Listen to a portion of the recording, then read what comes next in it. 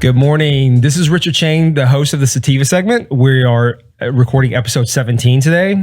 Before we get started, I'd like to say that this episode is fueled by Ritter Spencer Cheng, a local law firm here in Addison, Texas. I'm one of the owners, so a little bit of self-promotion there, but it's okay.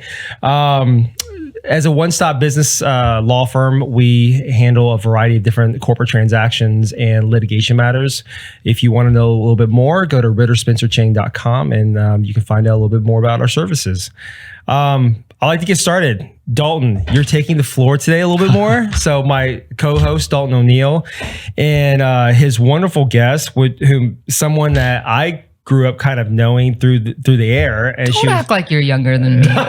Well, I'm not younger. I know I'm not younger than you. I grew up listening to you. We all grew up on the radio with Jenna. Okay, yeah. We all grew up on Kiss. Well, I mean, in all fairness to Jenna, I did start listening to the show, and then she came on as a young guest on Kid Craddock in the Morning on 106.1, right? Yeah, that's right. Yeah. And she was she was on there for a while, and so she's kind of a local celebrity. Oh, Jenna. Hardly. I appreciate it. Give me all the credit. We haven't even got to introduce it. Richard said, "Hey, let's make it happen." I'm your co-host, Daulton O'Neill, Sativa Segment, That's episode right. 17. Today we have a special guest, Miss Jenna Owens from the Fitish and some other stuff. Sorry, they said don't bang on the table. I got excited. We're happy to be here on a beautiful day in Addison, Texas. Ritter Spencer Cheng is a great law firm holding it down for all things, not just Texas cannabis and hemp, but all these different corporate transactions. So if you need somebody to look at your stuff, call Rico and his crew. Anyway, we're happy to be here. Jenna, we are pumped. There's so much stuff to talk about. We got limited time. So for the people that aren't familiar with you, just give us a 30,000 foot view. How does everybody in Dallas know you? Mm-hmm. Like how did you get into the media scene?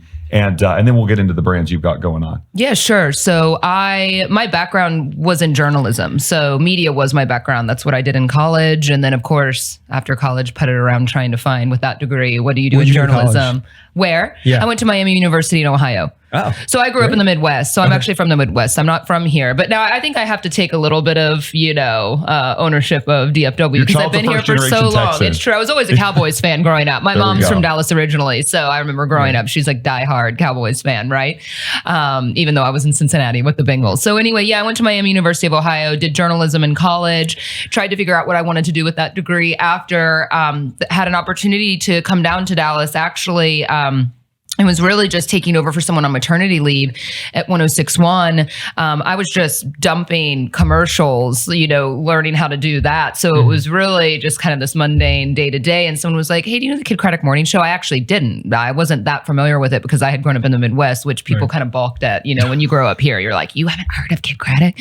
But I went over there and just to see, because I had heard they had an opening and they really wanted a young, it was a very character kind of styled show. It was very intentional with everyone they had on the morning show. So everybody kind of had their roles. Exactly. But that was the nice balance, And so if you're not familiar with the show, it's an ensemble cast, right? And so that was kind of the point of that show is that, you have a black guy, you have a woman from the South, you have a Mexican guy, JC. But like the point of that, it was very intentional with Kid, and it was brilliant because you're kind of able to sit at a table as a family and you're able to say edgy things and you're able to speak the things that other people are thinking, but everyone's represented at the table for the most part, so anyway, that was really nice, but they were looking for a young girl. And I think I duped my way into getting that job because I think Kid thought I would be this like wild 20-something that was just partying all the time. And I think he quickly realized that I was just more of a chill, like stoner type or something, I mean, I couldn't really speak like that on the show, but he was like, "Wait, you're not partying all night long and telling us wild stories." But so I got that job very randomly. They pulled me. But you had some good stories though. You had some good stories. Let's be fair. You have to share that kind of content. Yeah. So anyway, it just, I kind of thought it'd be a stepping stone into something else, but obviously, time goes by and it turned into more of a career than I anticipated. We had a TV show for a period of time. And, I was actually planning on moving to California at some juncture. And it was right before Kid passed away. Because I was going to do some more. I was always really into movies and music. I really liked that element of that job. I liked kind of interviewing the artists and that sort of thing. So, and then the trajectory of my whole kind of career and identity changed when that happened because, I think in a time of kind of grief like that, the audience was really interested in our lives and what happened. It almost kind of propelled our level of kind of I hate to say fame, but just like relatability in a way, right? Kind of going through something like y'all. that. It humanized for sure, y'all. for sure, and kind of pulled back the curtain a bit, and it really reinvigorated everyone's interest in the show in the weirdest way. It became a lot more popular, and the ratings went up, and then they stayed up, and we thought we were all going to be out of a job, and so I ended up staying, just kind of going through the motions, dealing with the grief, and so anyway, so I stayed, and so. But then after a certain amount of time, to be totally transparent, morning radio is a really hard career. I think there's elements of it that are great. And from an outsider, you're like, wow, that's super cool. But I mean, it's a 3:30 a.m. wake up call. You hardly have any semblance of a personal life. And over a period of time, you kind of feel you're dying inside a bit because it can be really difficult. And I just knew that I wanted to maybe take advantage of my platform in a really genuine way. Here I am endorsing all of these other products, being really choosy and selective, with what I wanted to endorse. But I thought there has to be, I'm a creative at heart more than I am a business person. I was like, I want to create a brand that I'm just free to post the way I want on social media, that I don't have to get approval, that I can just be creative with the identity of a brand. And that's kind of what led me into really sitting on for years what I wanted to do and what I wanted to launch, and kind of the fear and getting over that because it was going to be at such a level of this kind of brand and, following that I had built organically on social media over more than a decade. And and that's kind of where Fitish started coming into the frame. As a brand. And that's what I'm doing now full time, is running my CBD skincare and wellness business. It's so fun that so much just happened. I mean, if you don't live in Dallas or you're listening from somewhere around, like if you're not listening to Kiss FM in 2007 on the way to school, like you weren't listening to anything else. I am so fucking old. Am I allowed to swear?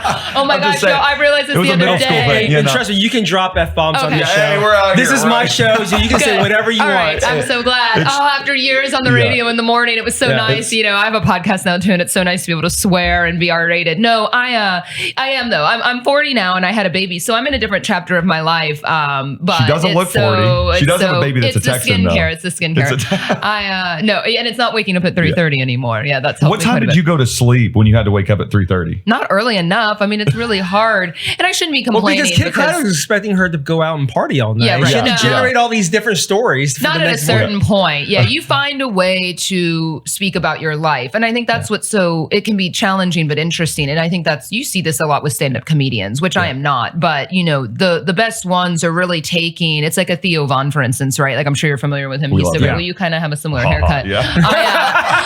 He's gotten that before. I know he's gotten that before. I love Theo, and he came in on the radio one day. We actually went on a date, kind of. We went to the Pancake House before he was at the Improv, and he was not anything. I mean, he blew up so much during the pandemic. He is so great, but the point of that is like he speaks about kind of relatable stuff, characters he's met in his life, people that he's met, but it's just the way he words it, the way he speaks is so entertaining. And I think that's what you can take a lot of, that's what people are looking for. They want to be, especially with content. I know that's something we're going to talk about today, but just, I think that's a way to make content more relatable. You're taking the grocery store interaction. I took my kid to the ER this weekend. Like you're taking things that everyone can relate to and you're just telling the story in a better way about what happened. So people are like, wait, that's happened to me before. Or I totally know exactly what she's talking about. Yeah. So anyway. Well, it makes you so relatable. And I'm sure you get this a lot where people think they know you that you've never met before. Sure. So people run up on you like, oh my gosh. And like, I have a rapper that I watch all of his podcasts and stuff. And I'm like, I saw him one time. Super fan. Yeah, exactly. And I like saw him and that was weird. So I like thought I knew him. And I went, my DJ friend got me hooked up at Citizen to meet him real fast. Just like, hey, what's up? And I like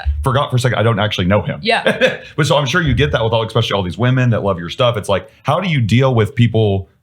Like, cause I know that's taxing. You don't always have 8 hours of sleep. You don't always have the energy. Okay, Daulton, I'm not Rihanna. Okay, I'm not that into We're man. in Dallas, Texas. Yeah, I am so.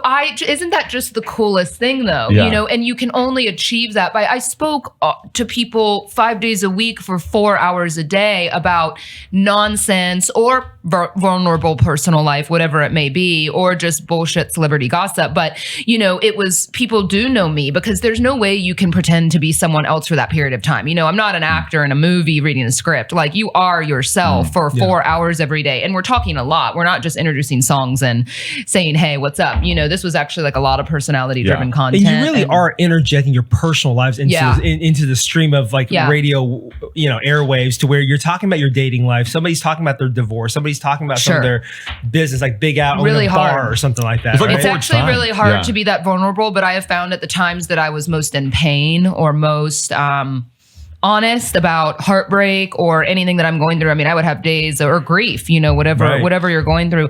Those are the times that I had kind of the most engagement because you're relatable. You're not pretending to be perfect. You're relatable. You're real. You're honest. Now it's hard because some days they're like, Jenny, you're being negative, but it's like, aren't we all kind of This is negative just real. sometimes? I mean, Yeah. God, life sucks, especially if Right. you have to talk for 4 hours every day about your life. Life's not great all the time. And you're running on 4 hours of sleep. It's like, But guys, I mean, that is I attribute all of that to why I've had success with starting a business, right? Because I was always very honest. I've always been very transparent. Before being authentic became like that kind of trendy word that you're authentic. But that was me. I mean, that's where the identity of Fitish started because you hear a lot of ish words these days, this kind of hybrid of, I'm soberish or I'm, lazyish or whatever these Yeah. things are. I just kind of, for me, that was always the relatable way to approach. People may look at me and be like, oh, wow, you work out all the time or you're fit or things come easy for you. And I'm like, no, I'm really actually not that healthy. And I'm Fitish. And I used to say it as a joke. And before that, words like that became more trendy. I trademarked the word for business. okay. And I mean, in all the categories that I felt I may utilize the word, obviously, you learn about that, but very early on. So I own the mark for podcasts, Do you for really? public speaking, for apparel, Okay. in I a like lot of it. categories. Wow, Yeah. I think okay. 6 or 7 categories That's amongst some awesome. of my other product names.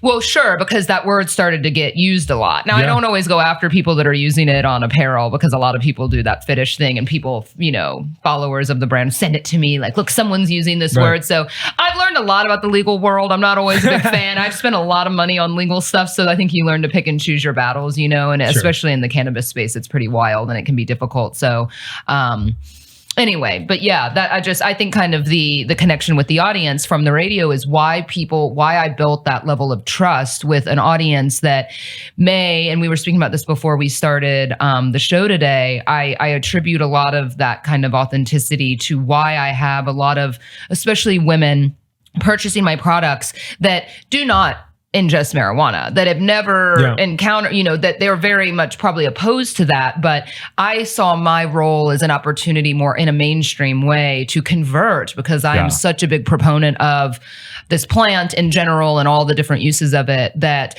I thought, well, yeah, how do we make this more mainstream? I mean, it's going to take some level of public figures. Sure, you have rappers that smoke pot all the time, but, in a relatable way. I'm a mom, I'm a business owner, I have a job that was respectable, but I still like to show them that, this is, I mean, of course I sit here, I'm like, this is safer than alcohol, but that's a hard sell for some people when something's illegal technically. a Schedule 1 drug, no medicinal benefits. Sure. Yeah. But I think, it's exciting. I always thought, as I'm sure most of us do, right? Entering into this space, I've been handcuffed in a lot of ways and I still am. It's really hard. I sometimes have moments where I'm really frustrated with the business because I get rejected from a retailer or advertising is obviously a huge beast of an issue. I go, wow, I could be double, triple as successful as I am if I didn't have these limitations because the content's there. But yeah, I think that's just kind of the risk that a lot of us have taken being in this space and hopefully that it'll pay off in the end. I mean, you obviously saw some challenges when you first got started. Yeah. And, you and I talked about how some of the demographics that you target are relatively conservative, Sure. we'll say, right? Sure. And so you have some of these stay-at-home moms that, as you say, would never consider using marijuana or using cannabis as a product, but Like now recreationally for fun, right? Yeah. But if when it makes you look hotter, as long as it makes you more attractive, right? we're into that. Yeah. No. But this is what's different. It's not just that. It's more productive than that. It's wellness. It's a and I think this is a really interesting part of my story. If I can share it, a lot of people kind of ask, what made you kind of leave your career and do this? There's some real defining moments for me with that, right? Okay. Why I would leave the radio, because I straddled this for about 3 years. I said I was on a 2-year plan. I wanted selfishly to find a way out of continuing to work on the radio, but I wanted to be passionate about a product. And so, for me, this started because I get really red. I deal with rosacea. I get really red, especially when I'm exercising, bright as a tomato. And so, something topically that's cooling and anti-inflammatory. So for me, the whole benefit of the CBD has been this topical anti-inflammatory use. Well, now I was lucky. I didn't struggle with eczema and psoriasis and, really severe kind of cystic acne and some of these other more medical leaning conditions that are still topical, surface level, really, especially for a woman or for a guy. I mean, if you are just have covered in a rash and covered in an issue, it really crushes your confidence, right? And so I think, when I started selling this, my first SKU, my first product, people were sure buying it out of blind support. If Jenna's putting this out there, I'm going to buy it. But then some of the feedback started coming in, and I always tell people, take a risk starting a business, because you don't always have to know the end game here. You don't know always what's going to happen, but if you believe in it and it's working for you, you're solving a problem for people. I'm not selling them on looking prettier. I'm not selling them on the product itself. People started giving me this feedback of, oh my gosh, it's like works on my baby's diaper rash, or, I have these horrible burns from radiation, which I didn't even realize was could be a really bad side effect of some of this radiation, that women were dealing with breast cancer treatment. And that was the defining moment for me. I got these photos. This woman, older, never smoked pot in her life, really kind of scared of the whole cannabis space. Her breast, chest, shoulder were covered in scabs and burns. She used this tone down spray her daughter had given to her, and they sent me these kind of before and after photos. And when I tell y'all, in a week, the worst kind of almost black scabs I've ever seen covering this woman. I mean, kind of imagine going through the cancer and kind of all the feelings you're dealing with, this treatment and losing your hair, and just it's crushing your confidence, and totally cleared that up. Gave her so much cooling relief, because I guess you feel like you're on fire when you're going through that too. And for me, I went, this is fucking it. Like, I never imagined that it would have that kind of result. And I think it's that moment of, I took this risk, and this is it showing that it's paying off, that it was just amazing to have this kind of support and these people trying it, and then giving me these before and after photos, which of course I can't really legally use and I get in trouble. But I know deep down that, it's solving a huge problem for a lot of people in different ways. And yeah, that was it for me. Yeah, so it goes far more than what Daulton alluded to, which is aesthetics, right? I mean, she's changing lives here to where she's obviously, it sounds like maybe alleviating some irritation, alleviating pain. Sure. And people are giving testimonials about the results of the products. So that every year, as I'm sure we have the state inspection and all these things we have to go through. And I think that's what's really difficult. Other beauty brands out there can do before and after photos, and they can say, over this group, it improved their eczema. But, each year, and I guess the state doesn't always even know what they're doing. And we've consulted with legal in the past, you can say the word, you can say pimple, but you can't say acne. Pimple doesn't sound as medical, Jenna. Okay, so then I go through, all my product pages, and I think a lot of our customers don't even know this. We have to ban, or we actually will moderate and hide reviews, that the most amazing reviews that a customer is leaving, saying, I mean, this cleared up my skin. I've never felt better. Anything that leans to medical, no.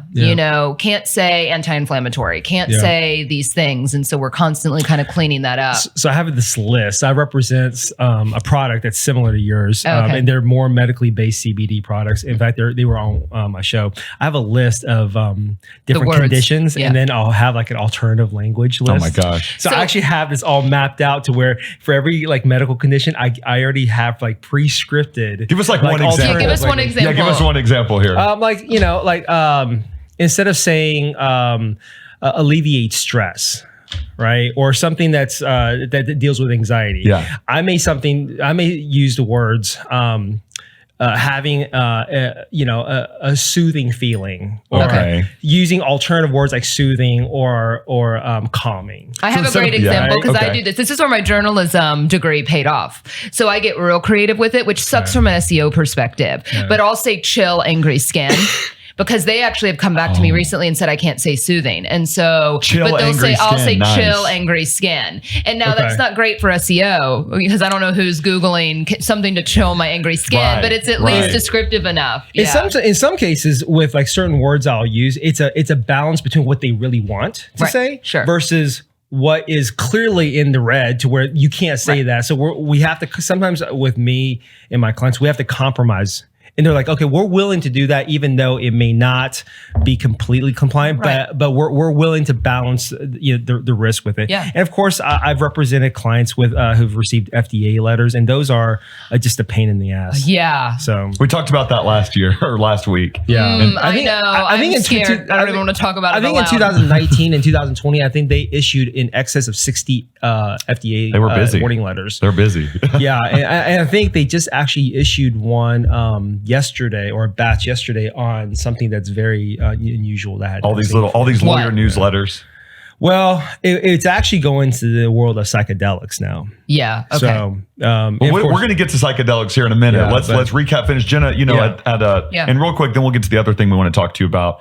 Fitish was before its time. I remember 2018 when you launched the cannabinoid brand. It's like this was one of the very first cannabinoid brands in Texas. Like I personally remember sending it to multiple people. Like I had friends saying, "Daulton, the hemp industry's done. What are you doing?" I'm like, "Look, this girl's doing something in hemp too." And it was like destigmatizing not just for consumer adoption, but also other entrepreneurs trying to make stuff happen. It's like, hey, this is legit. So could you walk us through 2017 to adding the cannabinoids as an ingredient to 2018 and just kind of what launched a cannabinoid, like what kind of launched the cannabinoid side of that? Sure. I think from a business perspective, it's always important to note to people that you don't have to know exactly what your path is overnight. I mean, it's different for you as an attorney. You just kind of had this trade and you knew this is what you were passionate about. But for me as a creative, I knew I wanted a brand, but I don't want anyone to ever make the assumption that I knew that I was going to be in the cannabis space and this was it. It was just a lot of things aligning, right? Kind of windows and doors opening, signs pointing me in this direction. So I knew I wanted to do a lifestyle brand and I knew I wanted a product. I had done enough market research to know that a product made the most sense. And I didn't know if it was going to be a digital product, but I knew from like just margins and kind of speaking with more financial minded people that I did want to sell a product because I knew, that would be a nice way. I looked at this as a way, maybe I'd just make a few extra bucks on the side to fund like travel for the year. That's really what this started as. It was very innocuous, but I didn't want to jump into a product. I mean, I knew I wanted to be in the fitness space because I had some passion there, but I also saw the forecasting for kind of fitness and wellness. And I knew that this space, whether it was apparel or actual workout related something, supplements, I just knew that space we had barely scratched the surface, probably still have on people's kind of desire to be youthful and well. And so I knew I wanted to be in that space, but I didn't know precisely what it was. My original concept, Daulton, and I've never told you this because you're going to say, oh, that's lame. But this is why you go through different iterations of something. I was watching a lot. Now, I don't even work out that much anymore, which is so funny. I always say I put the ish in the fit because I'm just not that into it anymore, which is such a shame. I think I'm in a different chapter of my life right now as a mom. But I was going to kind of the Barry's boot camp in these different gyms. And, you're kind of just seeing women and men, you're wearing fancy workout clothes and women are wearing makeup and they're working out, they're freshening up, they're going for margaritas after. It was more of this lifestyle of trying, you're single, you're dating, you're trying to meet. In Houston, that's what the vibe I'm getting. Sure. It's like It is, but that was a lot of this vibe I was encountering in Dallas or in other cities when I would travel. And I thought, wow, I need to make some more products for women that are living this lifestyle because I love beauty and I love skincare and I love makeup. But I had kind of thought about making makeup that was very sweat proof, right? So for me, it was more about a performance-based level of cosmetics that I just didn't see in the market. Because I know y'all are men that probably aren't that into skincare and colored makeup. But I can see where there's value to that, right? But this makeup industry is insane. And in a way, it's so crowded. You walk into a Sephora, you walk into these stores and I'm thinking, well, what's missing here? I go, well, why aren't there beauty products in the gym bathroom? Because you're seeing kind of this hodgepodge of convenience store items I'm sure you've seen. Sure, it'll be, which we all use Degree or Old Spice or whatever it is. But, it's just a lot of kind of drugstore brand stuff. And I thought there should be more fitness leaning products. And then for me, it was the redness. So it was kind of the marriage of that. But this was a year and a half of me. I always say if people want to start a business, you have to be living it. You have to be thinking about it constantly. It's not just going to pop into your head. You got to observe other people, what's missing, what's something that you think every day, I need this in my life. I need something, because you can really just take a product that you already like, but it's not good enough and make it better. And that's kind of where my head was at on that. I didn't really see a cooling spray that was going to alleviate redness on the market. And that was kind of like able to be thrown in a gym bag. And so for me, that was where it started. And I started it. And then when I went to a lab in town, they kind of talked about different ingredients I wanted to use. And I owe it to them a little bit because they said, hey, did you know that you can now put the way they phrased it was so funny. They're like, weed's legal in skincare. And of course my stoner brain was like, really, this is cool. Let me try it. But I didn't want to put it in just for the purpose of putting it in. So I started messing around with it. I'm like, wait, CBD, this was a time that I didn't know what CBD was. Yeah. And when I would Google it, it was like a lot of tincture for anxiety. And I'm like, I don't know. Xanax works for that, I'm much more kind of like a science person that I was just like, there's other things for anxiety. And, And so anyway, so I was like, well, let me play around with it. So I had a small test group of people, friends, family, a couple, just really kind of a close network of people that I thought, we all try this, take it to work out, try it. And it was working really well for me. It felt really nice. And so that was kind of the first product I went with. So I saw that it was cool that CBD was legal. I mean, there was an element of that it was more of a marketing thing that I thought, how am I going to differentiate from all the other brands in the space?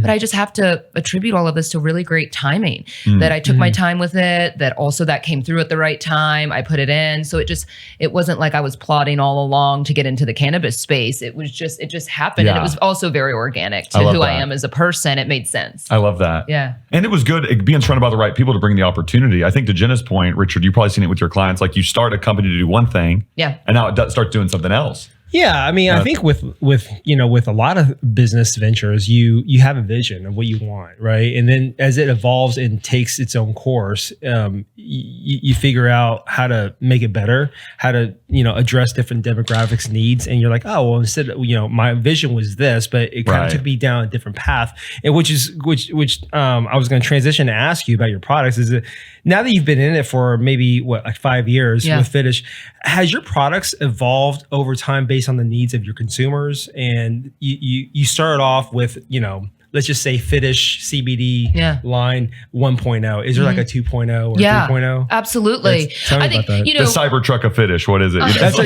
She started off with the F-150. Now it's like, Fitish 4.0 cool, Cybertruck edition. It looks cool though. Yeah, it's going to be a womp-womp. We'll see. We're going to see. Tell us about the Cybertruck version of Fitish. I don't know it yet. I will say, and you may not like to hear this, but I am having to pivot the business quite a bit. But I think, once you get some credibility and people know your products are good, there's a lot of restraint with having the cannabis in the products. And it's hard because I think I've had to make some tough calls with SKUs that I thought would perform really well that haven't as much. We did a pain cream and we did tinctures, we did some ingestibles, and maybe it's because that's not something that I'm promoting every day. I mean, we got to a point, we had pet.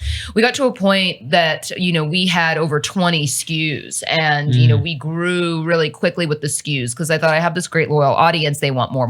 I want this, I want this, I want this. And so we kind of let the audience dictate what they wanted. And, there were a handful of products that just weren't performing as well. So I'll say this is just more of a business lesson. I probably have a core 5 to 7 items that outperform everything else by a landslide. So I'm trying to start kind of eliminating some of the other lower performing SKUs because that's a lot to carry over on your books. It's a lot of inventory. We do all of our own fulfillment and inventory now. We moved it in-house and it's just a lot to manage with expiration dates and stuff like that. So yeah, the ingestible space with Fitish did not perform as well. And I think it's just because other people did it better. Other people found these brands online of CBD tinctures and pain cream and things or sports cream as we have to legally call it. But that they just did it better. And I still believe in these products, but I think I have learned my demographic and what they want. And it is definitely more of this kind of anti-aging, anti-inflammatory, topical skincare items are the things that do the best. But pivoting, we launched a hyaluronic niacinamide. I don't know if you're familiar with those ingredients, but they're really great on all skin types. And so this is a CBD-less product, but we customized a component, keeping kind of the sporty on-the-go applicator, affordability. There's still a lot of tenets of the business that are going to remain consistent throughout. But I thought, especially, for instance, a product like a face cleanser or a body wash, it doesn't technically need CBD because you're putting it on and you're washing it off. CBD is better when you're leaving it on the skin. That's right. And let's be real. I know there's a lot of brands out there, they do soap or they do other things that they're putting, they're infusing CBD into clothing and things like that. I don't know how well all of that's working. I just think the products that I've seen work best are when you're applying it and you're leaving it on the skin. I mean, it's almost like saying you puff, you like cigar style, a THC, like you're puffing on it. You're not inhaling it. You're just blowing it out. Like you're not going to get the effects of it. And that's kind of how I feel about the topical. I smoke cigars like I smoke weed. You're not supposed to, I don't think. You inhale them fully? That explains a lot. Dalton, that's a no. I do. Which I hardly do, but if I ever smoke a cigarette, which happens after a few beers sometimes. Sure. I smoke a cigarette just like I smoke a joint. I just hit it and hold it. I'm like, what am I doing out here? Funny. But we got to stay away. We throw away the pack or give it away to somebody. I never thought about that, the whole soap, because I think before the show started, I briefly told you I represented another company that was more of a cosmetic-based company. One of the products is a soap. And this individual, she her product was CBD infused soap. But you're right. You put soap on your face and you wash it right off. So it's on your face for what, maybe 20 seconds?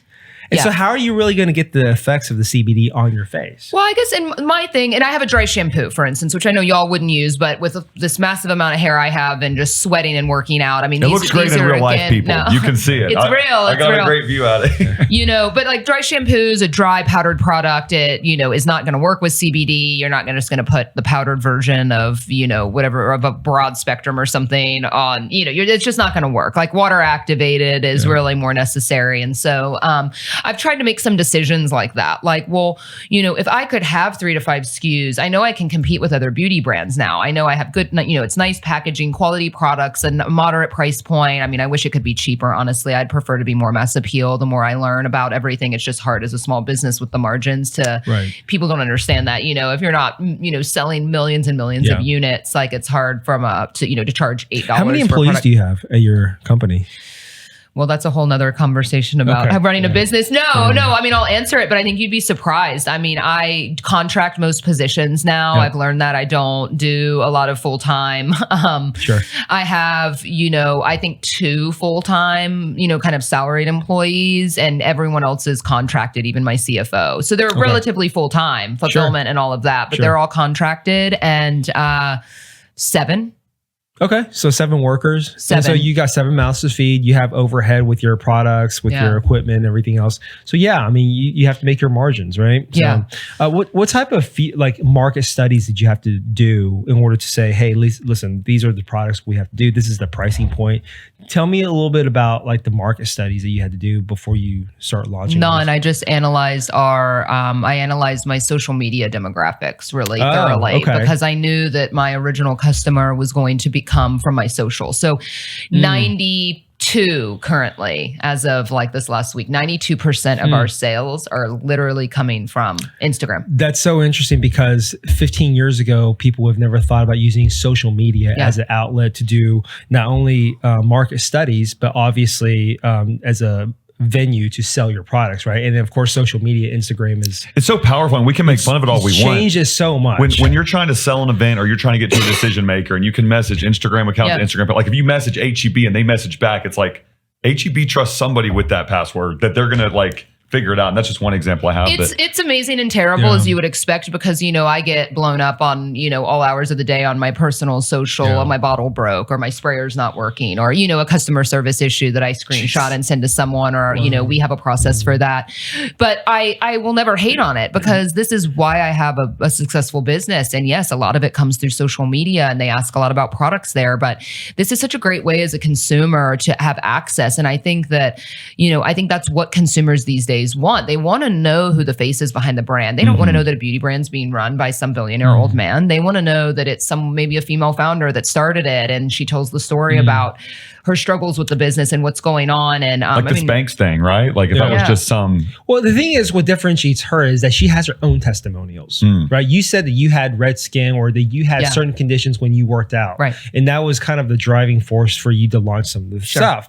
And instead of, as you said, some guy that's 65 and male that's sitting in an office, you can actually provide your own testimonials, which I think can be very compelling, especially on social media and touching the demographics that you do touch, right? The creator economy. Look at Mr. B, stuff like that. If you can, or even Tesla's in-house marketing, Elon just has to tweet and people start doing trucks. So I know we're wrapping up at time because Fitish is so much fun, but I think I was one of the first people to see it when you first shared the Superfutured thing on Instagram. I first saw it and I was like, wow, this looks so much fun. It goes to your fulfillment too, because as somebody that's ordered Jenna's products, I mean, this is like you're ordering from. So you get updates, it comes, it's like, hey, it's going to be here this time. Here's the tracking.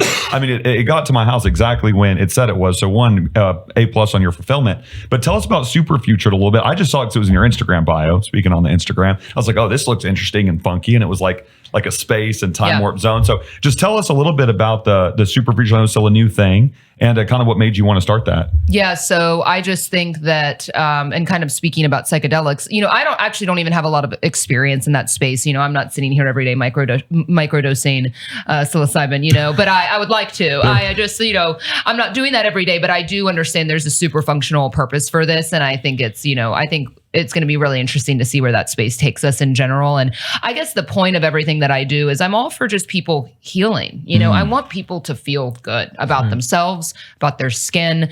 I'm like really into kind of the mental health space in general, and kind of, especially after, you know, having a child, and the way I hear a lot of stories from a lot of women, like people are hurting. I think it's very clear. People are hurting, people are struggling. So really anything that can kind of alleviate that and make people feel good, that's also as natural as possible. I mean, yeah, the idea behind Superfutured was to be a little bit less about me being the face of the brand, more about kind of starting something, and especially as a placeholder, because I know we're a little ways off, hopefully not a long ways off, but it's possible y'all would know more about that than me, than with a lot of this being a little more mainstream and legalized. But yeah, for me, these are gummies that are, you know, Delta 9, Delta 8, which I think I'd probably like to start utilizing the THCA more, but, and legal mushrooms, adaptogens, right? Functional. So the idea behind the brand, and I just frankly haven't really gotten it going as much as I would like, because I had some friends join the brand, never going to business with friends. They got busy. They have no interest if something's not an overnight success. So I'm kind of in this place now of just, it's a great placeholder. This was not something to try and make a ton of money overnight. This was another outlet for me to explore the space, because Fitish for me I will never cross that line and have THC products with Fitish. I just don't think, they don't, THC topically is not necessary. I mean, unless you're talking about pain patches and things like that. But for me, with the brand, like, this is about just topical solutions. And so, but I really believe in the THC part of the plan. I really believe in, you know, some of these other psychedelics, and who even knows, you know, what we're about to experience with all of that in the space. And I wanted a brand that felt a little futuristic, that felt kind of, I don't know.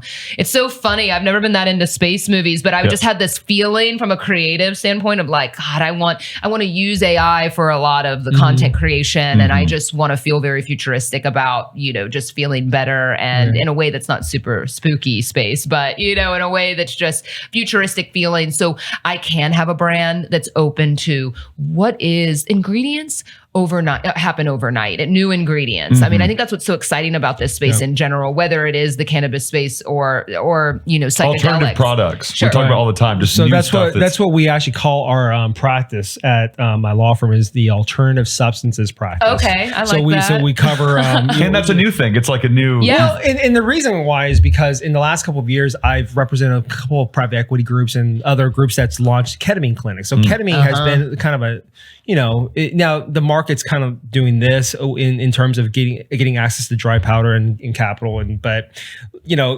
ketamine is still like the party drug now, right? I mean, well, ketamine is a Schedule 3 drug, right? So you can use it for medical purposes, and there are ketamine clinics where, you know, you get hooked up and they address treating like severe depression and things like that, right? Right. Yeah. So it actually, ketamine was actually developed in 1962, and over the years, and they actually treated same time as like MDMA, right? You know. Yeah, and well, they actually first used it in mass after the Vietnam War on Vietnam vets. Yeah, with ketamine. So with ketamine, then you have, of course, cannabis. You have psychedelics, and then, you know, I was going to ask you. I mean, have you ever thought about looking into kratom? Right. So kratom is another one. Kratom's a non-scheduled drug or non-scheduled substance. So that's another industry that I accidentally fell into in 2015. Ironically, and I'm not going to say any names, but there was a local kratom company, and I got contacted because the COO at the time, which she may still be the COO, but we went to law school together. And I went to law school in Florida. I'm thinking, how did you end up in Dallas? Right? Cool. Why are you running a kratom company? But that's an entirely different conversation. But yeah, so. Yeah, it looks like you're falling into the THC space with with the Delta 8, Delta 9. That's what I want that to be a THC business. I want that to potentially be open, which is separate from your Fitish. It very much is, and honestly, I'm struggling with it a bit because, well, I don't necessarily have the bandwidth like that I thought I would to run two businesses. It also didn't take off as quickly as I thought, because I think it's a hard sell. Again, I think people and I took the approach of, I don't like to be so high that I can't function. I think that was one thing when I was in my 20s. But, for me, I want to show people that, you can be functional off microdosing, right? And so I'm trying to kind of introduce microdosing. And a lot of people don't talk about microdosing THC, but, these gummies are 5 milligram, which is like a lot lower than you see in these stores. Most things are 20, 25, 30. And like that gets me way too high. Oh, it gets me tanked. And I don't like it. I'm just not good with the edibles. And I don't like to feel that way either, because I'm a mom and I'm working and I need to be able to be on the go if I need to. I need to be very functional, but I just want like that, I want the equivalent of the glass of wine without the hangover. I want to just feel better. And that's kind of the goal with that brand. But again, like I said, I'm not in this overnight rush of, this like money grab kind of thing that I know a lot of these cannabis businesses are. And I know that there's potential with that. Sure. I really want a brand that has this kind of longer living identity with Superfutured that maybe 5 years, it may be 10 years, but I at least have this placeholder and some semblance of a brand that I can start exploring some of those things. Yeah, and it can. And if the market evolves, because you're not in it for the money grab, you may very well evolve with it if necessary, right? Yes. And so that's something to think about. And I think it's important to separate the two, because I think we separate the Fitish brand from what you're doing. And I do think that, as I've said this before, I think we barely scratched the surface on the cannabinoid side in the sense that there's CBG, there's CBN, there's all kinds of studies going on right now. I mean, I think it's CBN that they're looking at for sleep, right? For sleep, yeah. And so, but aren't they saying that one in particular is leaning more psychoactive? CBN, I'm not really sure. I've heard that that's the case with CBN, and I've tried it before and it works, But I had been told that CBN was going to get classified as more psychoactive because it was making people, Really? Okay. There was some, Well, the FDA can't get it together. If we don't know, they definitely don't know. It's like, it's always, and there's how many cannabinoids? Like 300 different ones? I heard, some studies will say 100. 100 So some people will say 160. Yeah. And sometimes more. And then, of course, you talk about the entourage effect of ushering in all the cannabinoids to maximize. They work better together, obviously. That's right. And so that's why you have full spectrum, broad spectrum isolates and stuff. But I think it's interesting what you said is that you want something in lieu of a glass of wine. Right. So I'm hearing more and more and as the cannabis industry has evolved, you do hear more people saying, well, I stopped drinking because the after effects of drinking is this. I rather smoke pot because the after effects of smoking pot is this, and it's a hell of a lot better. I feel good for a couple hours and I'm fine. Yeah, for sure. I just think for me, I'm always looking at what's missing in the market. And I think that there's more of this now, but I remember going to, you're in Vegas or you're in Aspen, Colorado, and you're going to these amazing Apple Store looking shops, which now there are quite a bit more of, right? I know you were just in Vegas, but going to some of these stores, but I remember walking around going, why is everything so fucking masculine? It's like diesel, 150 milligrams. I'm like, I don't want this, It's like warlord. I'm like, I do not want to ingest something called warlord. Like that doesn't sound like something that's going to sit well in my system.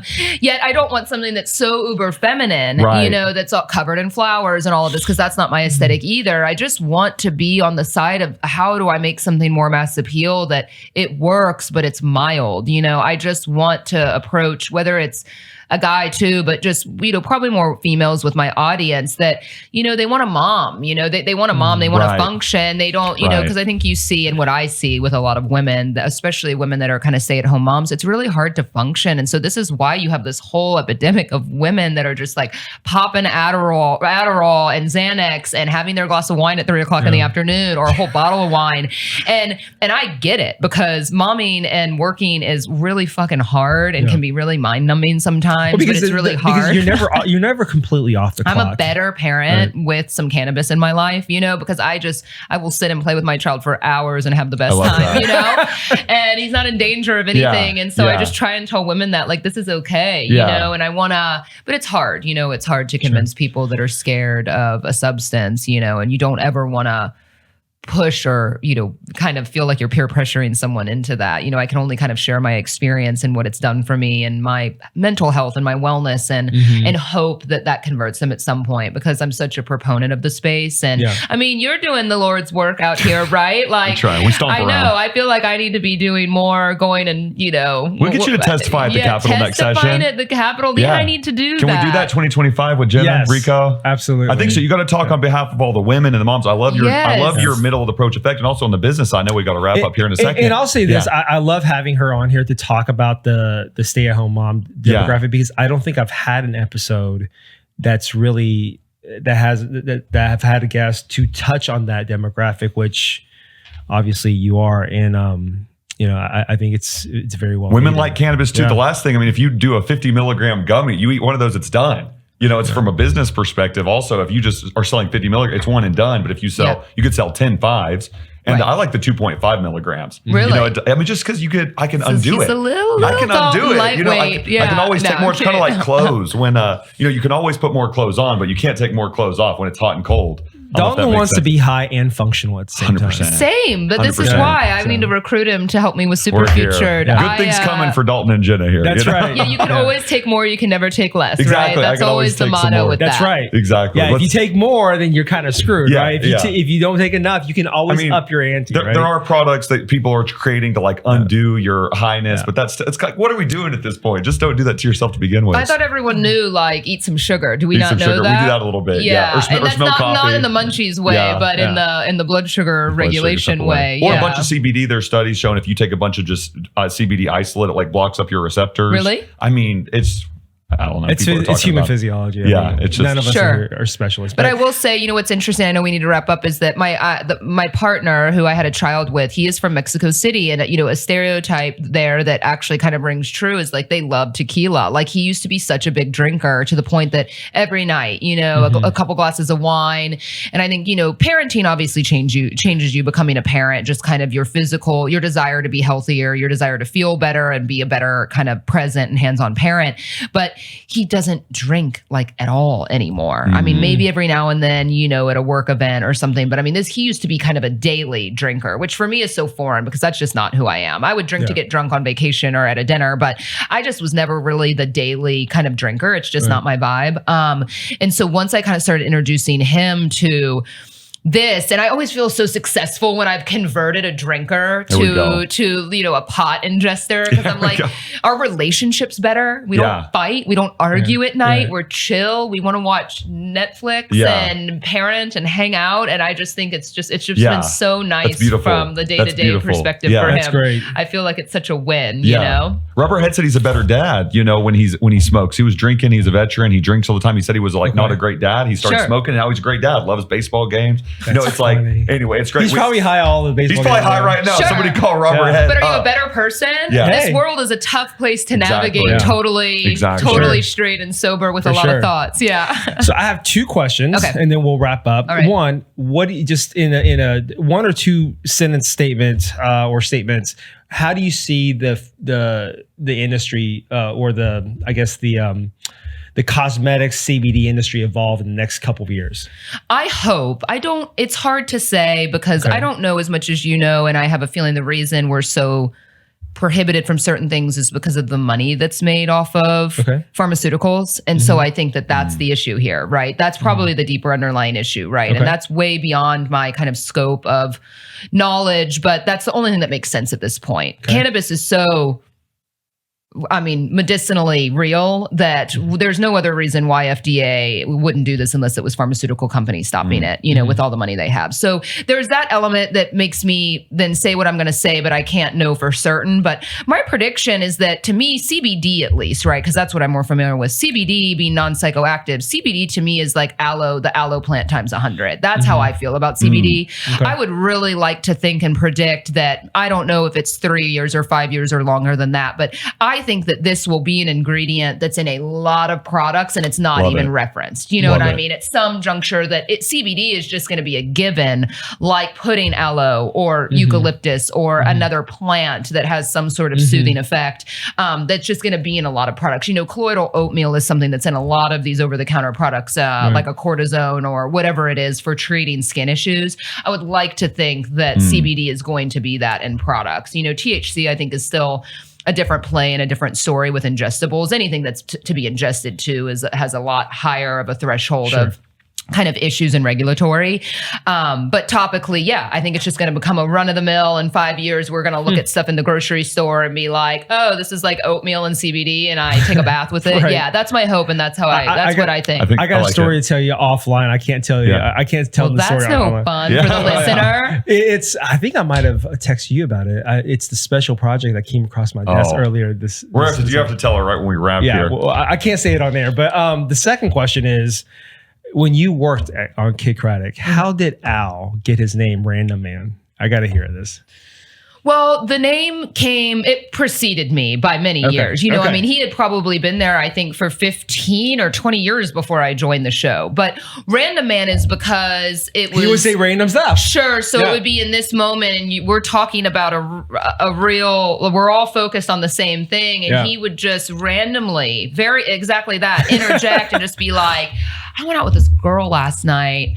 You know, she had like a bunch of frogs in her apartment when we weren't even talking about that, and just a way to be weird and interject. And so that's where that came from, just because he was just so random with the things that he would say, which and sometimes could be very infuriating because he's just not paying attention to the conversation. But it gave him a role. It created such a character from that. Yeah. And that was like probably my favorite, one of my favorite things when they go, you got to go random man on all the drops. Yeah. So good. Yeah. It was good. No. Yeah. Great characters. Great guy. Yeah. They were awesome to work with all those years. I've loved all of our guests, but this one was a special one, Rico. You know, it's good. Jenna, real fast, because I know that shirt that Coach Prime says, I'm not hard to find. You need one of those because you're really not that hard to find. You're not hard to find, but tell the camera real fast, where's the best place to find you? Where's the best place to order? If you're a woman out there that needs skincare, go check out the Fitish. Yeah. You know? Yeah, we are at the Fitish on Instagram. I'm at Jenna Page is my username, JennaPage. Instagram's really the best spot for us. I'm trying to work on that TikTok content and get to that place for the new year, right? We all have goals, but and with Superfutured. Fitish.com, Superfutured is the Instagram, superfutured.com. And Fitish.com to order. We got our, like you said, we got our fulfillment down on that. That shit gets there quick. Yeah, but you have to, when you're shipping a bunch of product to customers, that's one of the most important things I tell everyone. I'm like, oh yeah, I'm strict. I'm like, you respond within an hour to a customer service issue. No, I mean, it's all about how you treat the customer. I loved it. No, it was great. I didn't even tell Jen I ordered and it was like immediate, like this will be here this day. And it updated me like every hour. And I was like, all right, we're good. The customer's always right, even when they're not. Even when they're not, they're always right. Cheers. Yeah. That's great. Cheers to our episode Thanks 17, for having me, guys. Sativa segment. Yeah, no, it was great having you. Thank you for coming on. And I think that's the wrap. Peace.